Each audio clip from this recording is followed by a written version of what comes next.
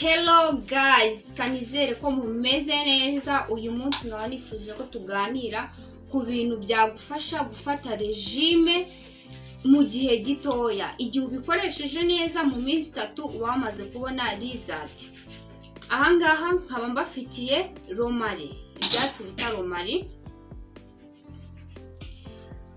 Nkaba mfite indimu na kokombure.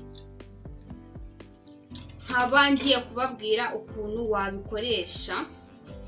Banza ugafata ibyatsi byawe bya romari ukabyoza.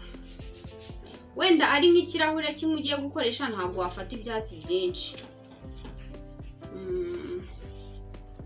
Ngutu tuba duhagije mu kirahure kimwe cy'amazi. Wenda ngutu banza woze ibyatsi byawe.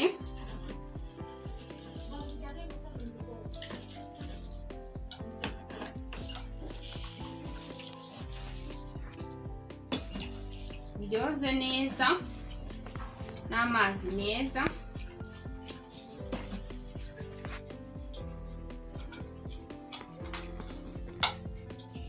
N'indimu yacu ye kwanza tuyoze.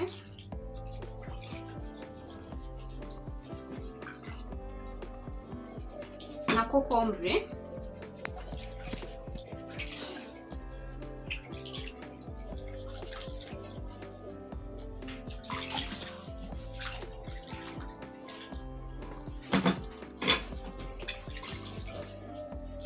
Fata ikirahure cy'amazi yawe.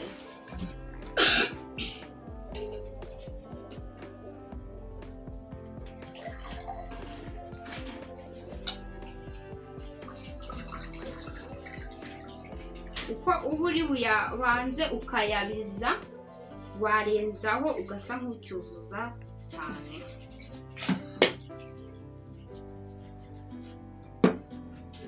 So ikintu ubanza gukora rero, fata ibi byatsi byawe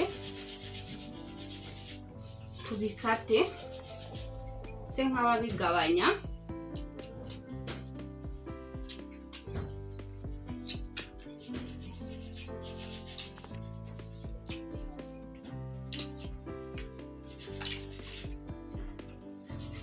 Na ya ndimu yacu uyikate.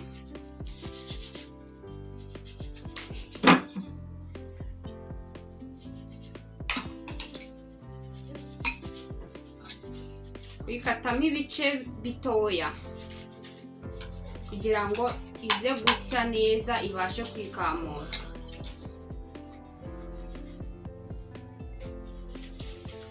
Indimu imwe mu kirahure ibihagije. Fate na ya kokombure yacu. Kokombure kuko ari nini, ntabwo ari ngombwa ngo uyigire yose, urayigabanya nayo ukayikataguramo ibice.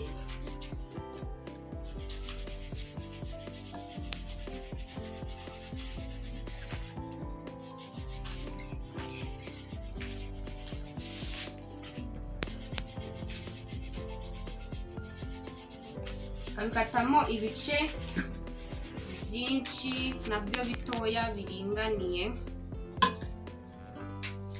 Ukatamo ibice nk'ibi, cyangwa se washaka kugakata duto cyane. N'indimu nako nazikataguye na bya byatsi byacu. Shyiramo y'amazi yacu ikirahure. Noneho ubibize. Ngiye kubibiza. Murabona umutobe uri buve mu mutobe uvamo niwo umuntu akoresha akanywa. Ngiye kubanza mbibize mu mazi. Urabireka bikabira cyane bigatogota, apana kubishyiraho ngo bishyuhe utubikuraho. Bikabira kugira ngo umuti ukore.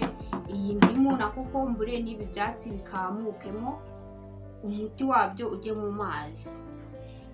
Kambanze nje kubiteka, tugaruke tureba umutobe wavuyemo. So nkaba maze kubiza wa mutobe wacu. ya juice yacu.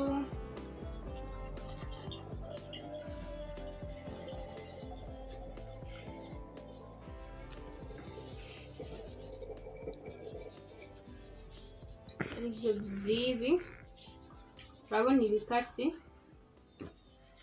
ko biba bimeze. Indimu na kokombure igomba kuba yahinduye ibara. Atushyira muri cya kirahure cyawe.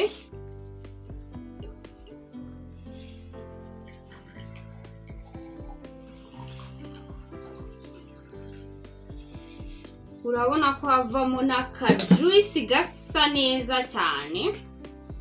Ikintu ukora urabireka bigasa nk'ibihora ukabinywa ari akazuyazi. Ukuntu uzajya ubikoresha rero, bigushobokeye wajya ubikoresha mu gitondo ukibyuka mbere yo kugira ikindi kintu ufata. Ukabanza ugafata ikirahure cyawe cy'umutobe wawe wakoze, niyo warara ubikoze ukabishyira muri teremonsi, ukabyuka ugasukaho. Saa sita wamara kurya ugasukaho ikirahure ukanywa.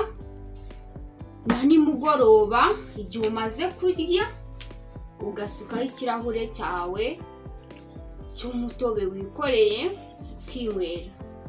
Bityo bizagufasha kugabanya ibiro mu gihe gitoya. Igihe ubikoresheje uko mbikubwiye, mu minsi 3 uzaba utangiye kubona result. Bigenda bikugabanya ibiro mu nda no mu mubiri wose, cyane cyane bikagukamura ibinure byo mu nda. So kanizere ko uzabikoresha neza kandi nizere ko bizagufasha. Nubikoresha neza uzagenda ubona igisubizo.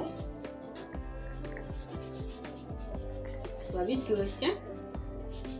Ikindi wumvishe wenda bikubangamiye udakunda ibintu kuko bisa nk'ibiruramo gakeya, ufite ubuki washyiramo igihiko kimwe cy'ubuki kinini ukavangamo ubundi ukanywa.